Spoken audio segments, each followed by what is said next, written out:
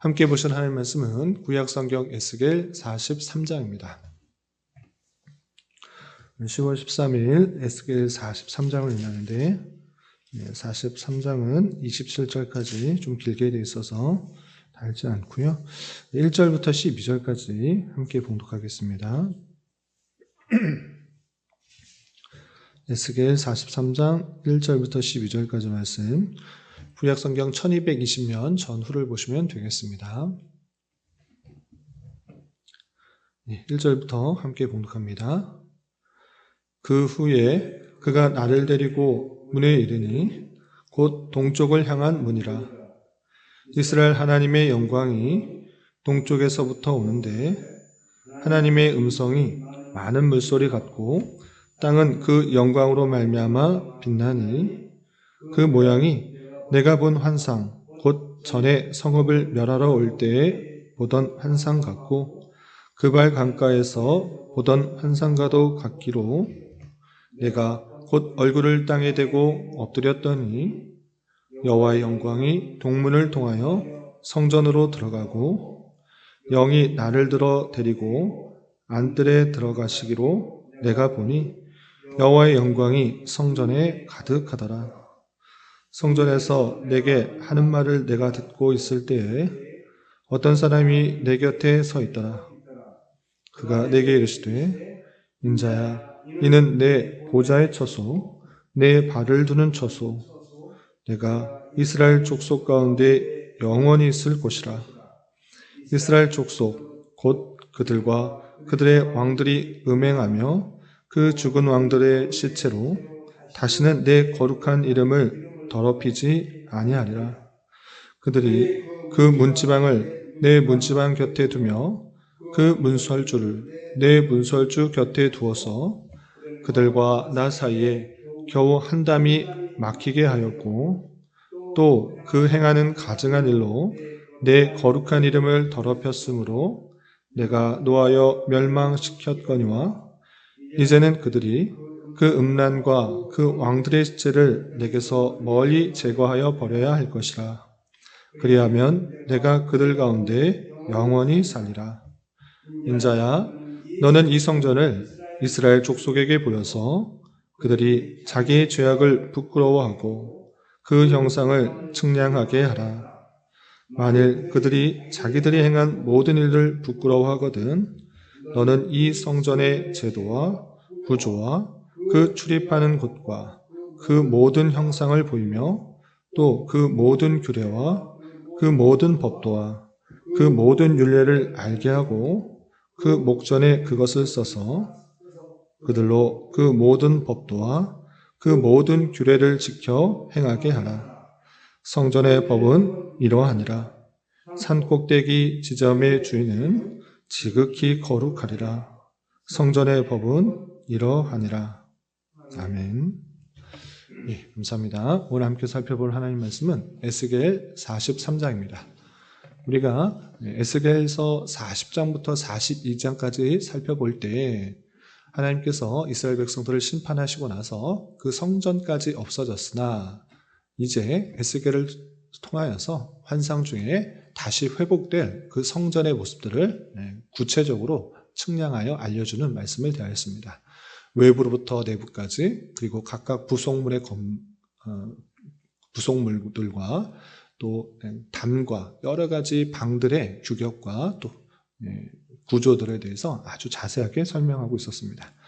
그리고 이어지는 43장부터 48장까지는 어떤 이야기가 나오는가라고 할 때 그 성전 아주 규모가 크고 또 정방형으로 아주 멋있는 성전 있는 것도 좋지만 그 성전에 하나님이 계시지 않으면 아무 소용이 없는 것입니다. 그럴 때 43장부터 하나님의 영광이 이 성전에 가득 차게 되고 그리고 이제 하나님으로부터 다시 새롭게 질서를 정해 주어서 이전에는 하나님 말씀대로 살아가지 못했지만 이제 다시 한번 하나님의 말씀을 알려주니 그대로 살아갈 것을 또 말씀하시는 그 내용들이 쭉 이어지게 됩니다. 오늘 특별히 43장에서는 어떤 내용들이 있는지 살펴보고 교훈받도록 하겠습니다. 우선 43장 1절, 2절을 보시면 그 후에 그가 나를 데리고 문에 이르니 곧 동쪽을 향한 문이라 라고 하면서 성전 규모를 다 알려준 이후에, 구조와 규모를 알려준 이후에 동쪽을 향하여 나아가도록 한 것입니다. 동쪽에 보니까 어떤 것이 있었는가? 2절, 이스라엘 하나님의 영광이 동쪽에서부터 오는데 하나님의 음성이 많은 물소리 같고 땅은 그 영광으로 말미암아 빛나니 라고 하고 있습니다. 동쪽 문을 향하여 갔더니 그 동쪽에서부터 하나님의 영광이 임하고 있는 것입니다. 하나님의 영광이 왜 성전에서부터 떠났는가? 그러할 때 우리는 에스겔서 앞장에서 확인해 보게 된 것입니다. 그것은 무엇이냐? 하나님의 영광은 그 성전 안에 머물러 있었던 것입니다. 그러나 그 성전 안에서 갖은 각색의 우상들을 가득 섬김으로 말미암아 그 성전에서 하나님께서는 떠나셨던 것입니다. 특별히 에스겔서 10장 18절에서 여호와의 영광이 성전 문지방을 떠나서 그룹 위에 머물게 되었고, 에스겔서 11장 23절에 여호와의 성광이 성읍 가운데서부터 올라가 성읍 동쪽 산에 머무르고 라고 하면서 성전을 떠나 동쪽으로 가신 것을 확인하게 됩니다. 그 후에 에스겔서 33장 21절을 보면 여호와의 영광이 떠난 그 성전이 바벨론에 의해서 완전히 무너지게 된 그 모습들을 확인하게 되는 것입니다. 그런데 이제 새 성전이 세워지게 되고 다시 떠났던 여호와의 영광이 동쪽에서부터 다시 돌아오게 되는 것입니다. 그 모양이 어떠한가? 3절에서 보시면 그 모양이 내가 본 환상, 곧 전에 성읍을 멸하러 올 때 보던 환상과 같고 그발강가에서 보던 환상과도 같기로 내가 곧 얼굴을 땅에 대고 엎드렸더니 라고 하면서 이전의 그 영광, 하나님께서 보여주신 그 영광, 그 하나님이 다시 성전으로 동쪽 문을 향하여서 들어오시는 것입니다. 그래서 4절 보시면 여호와의 영광이 동문을 통하여 성전으로 들어가고 영이 나를 들어 데리고 안뜰에 들어가시기로 내가 보니 여호와의 영광이 성전에 가득하더라 라고 하면서 이제 새롭게 완성될 그 성전에 여호와의 영광이 임재하여서 가득 찬 그 모습들을 보이게 되는 것입니다. 그러면서 그 영이 가득하게, 그 영광이 가득하게 함으로 말미암아 성전의 본래 기능이 어떠한지 이렇게 7절에 알려주고 있습니다. 7절 보시면 그가 내게 이르되 인자야 이는 내 보좌의 처소, 내 발을 두는 처소, 내가 이스라엘 족속 가운데 영원히 있을 곳이라 라고 하면서 성전을 왜 만들어 주었는가? 그냥 이스라엘 백성들 중에 가운데 멋진 건물 하나 만들어 놓고 자랑스럽게 여기도록 한 것이 아니라 성전 그 자체는 하나님께서 그 백성들과 함께 계시다라는 것들을 잊지 않도록 하는 본래적 기능에 대해서 다시 한번 알려주는 것입니다. 그래서 내 보좌의 처소이고 내 발을 두는 처소, 하나님께서는 발이 없으시지만 하나님께서 이 땅 가운데 계시다라는 것들을 알려주시기 위해서 내 발이 머무는 처소다. 땅에 밟고 있는 그곳이 성전이다. 이렇게 표현할 뿐만 아니라 내가 이스라엘 족속 가운데 영원히 있을 곳이다. 라는 것을 통해서 하나님께서 그 백성들과 함께 계시다라는 것들을 분명하게 알려주시기 위해서 성전이 있다라는 것들을 다시 한번 깨닫게 해주시는 것입니다. 그러나 하나님께서 이스라엘 백성들과 영원히 이제 함께 있으시겠다라고 말씀하시는 가운데 있어서도 이전처럼 그렇게 행하지 마라. 다시 그렇게 행하면 내가 잊지 않겠다라고 하면서 그들에 대해서 다시 한번 경고하는 것입니다.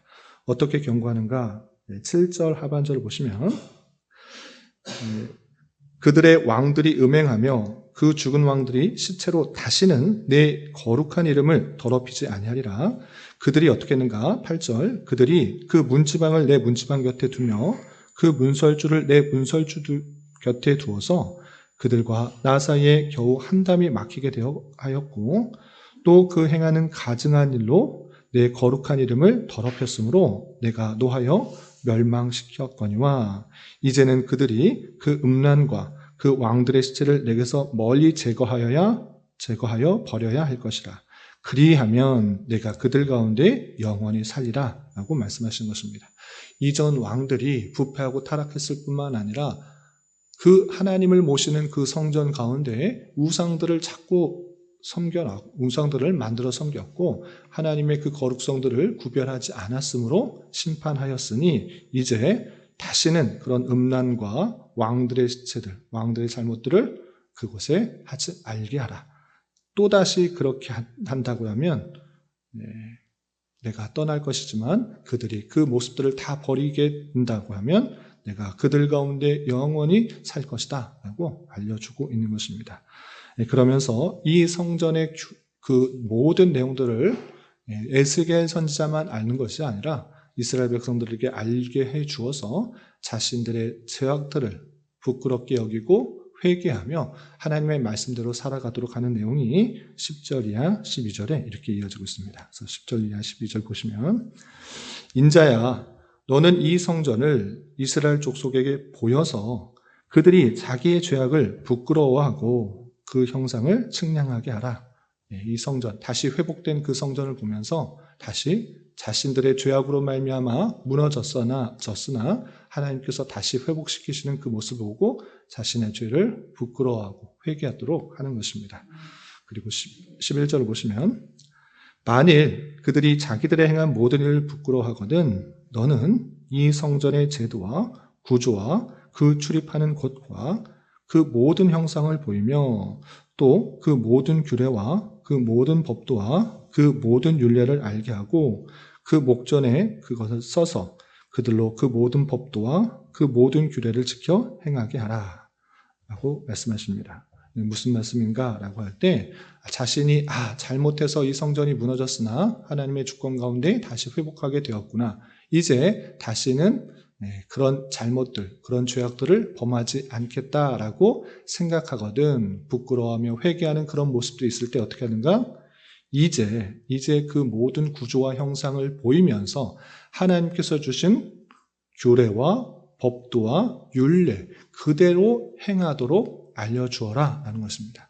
그들은 자기의 생각과 자기의 판단대로 하나님을 섬기는 그 잘못들을 버렸으나 이제는 그렇게 하지 말고 하나님께서 주신 규례와 율례와 법도를 그대로 지키도록 하도록 하는 것입니다. 그리고 그 첫 번째 내용이 12절에 성전의 법은 이러하니라 하고 그 성전의 법을 하나씩 알려주는 것입니다. 그래서 13절 이하 17절까지는 번제단의 모양과 크기가 어떠한지를 구체적으로 규격과 재료와 또 모양들을 알려주므로 그 번제단을 네가 만들고 싶은 대로 만들어서 섬기지 말고 제사하지 말고 하나님께서 말씀하신 그대로 지켜 행하도록 알려주는 말씀이 나오고 또 18절 이하 27절까지는 번제단에서 봉헌을 할 때는 어떤 제물을 가지고 또 언제 그것을 드려야 되는지 그리고 그 마지막 날에는 어떻게 되는지 그 규례와 율례를 하나하나 알려주는 것입니다. 그 내용들을 다 설명하기는 시간이 좀 어려우니까 그냥 참고만 하시고 그 흐름만 아시면 될 것 같습니다. 이렇게 하나님을 섬기는 방법들을 하나하나 알려주기 시작하는데 오늘 43장에서는 번제단의 모양과 규격 또 번제단을 어떻게 봉헌해내는지 알려주고 있습니다. 이 말씀을 통해서 하나님에 대한 예배의 방법을 확인하게 되는 것입니다. 자기가 기쁜 대로 자기가 편한 대로 자기의 원대로 하나님을 섬기는 것이 아니라 하나님께서 말씀해 주시는 대로 그렇게 행하도록 그렇게 섬기도록 알려주는 것입니다. 이런 말씀에 따라 우리가 예배할 때나 우리가 살아갈 때 내 생각과 기준과 판단 또는 세상 사람들의 가치와 기준에 따라서 그렇게 하나님을 섬기고 또 살아가는 것이 아니라 하나님께서 원하시는 것들이 무엇인지 그것을 부지런히 성경 말씀을 읽고 또 교훈을 받아 그대로 살아가야 될 것입니다. 이스라엘 백성들은 하나님을 섬길 때 자기가 편한 대로 하나님도 섬기고 또 다른 신도 섬기고 자기의 유익과 만족과 기쁨을 위해서 부와 명예를 위해서 그런 잘못들을 범했는데 그 모든 것들이 잘못되었다라고 알려주면서 이제 내 규례와 율례와 법도대로 행하도록 알려주고 있는 것입니다. 특별히 이 성전은 오늘날 똑같이 만들어 알려주도록 하는 만들어서 그곳에서 예배하도록 하는 그런 의미는 아닐 것입니다. 성경 전체를 볼 때 이 성전은 우리와 함께 계시는 예수 그리스도를 뜻하는 것이고, 예수 그리스도께서 십자가에 달려 돌아가시고 부활 승천하셔서 하늘에 계시지만 그 분께서 신성으로 우리와 함께 하시기 때문에 우리가 성전이라고 분명히 알려주신 것입니다. 고린도전서 3장 16절부터 17절까지 보시면, 너희는 하나님의 성전인 것과 하나님의 성령이 너희 안에 계시는 것을 알지 못하느냐라고 하면서 우리가 성전이다, 주님께서 우리에게 계시기 때문에 우리가 성전이다라고 말해 주실 뿐만 아니라 그 뒤에 말씀을 함께 살펴보면, 그러므로 누구든지 하나님의 성전을 더럽히면 하나님이 그 사람을 멸하시리라. 하나님의 성전은 거룩하니 너희도 그러하니라 라고 표현하고 있습니다. 오늘 말씀에서도 하나님께서 이 성전에 내 보좌의 처소, 내 발을 두는 처소, 내가 이스라엘 족속 가운데 영원히 있을 곳이라 라고 분명히 말씀하셨음에도 불구하고 그 백성들에게 무엇이라 말씀하셨습니까? 그들이 이전의 왕들처럼 음란함과 시체들을 멀리하고 또 문설주와 문설주를 붙이지 말라, 우상 숭배하지 말라, 이렇게 표현하고 있는 것입니다. 그러므로 우리 안에 계시는 주님의 그 마음을 아프게 하지 말고 주님만을 모시며 다른 우상과 다른 하나님보다 더 좋아하는 것을 두리지 않음으로 말미암아 하나님께서 거하실 만한 처소로 또 거룩과 성결의 모습들로 우리가 지켜나가야 될 것입니다.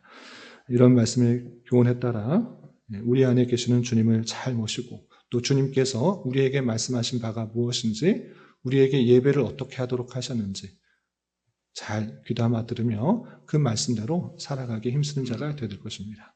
이런 저와 여러분이 되시기를 주님의 이름으로 부탁을 드립니다. 기도하겠습니다. 하나님 아버지 감사합니다. 오늘 말씀을 통하여 새 성전에 여호와의 영광이 다시 임하고 새로운 규례와 법도와 율례를 지켜 행하도록 교훈하는 말씀을 대하였습니다.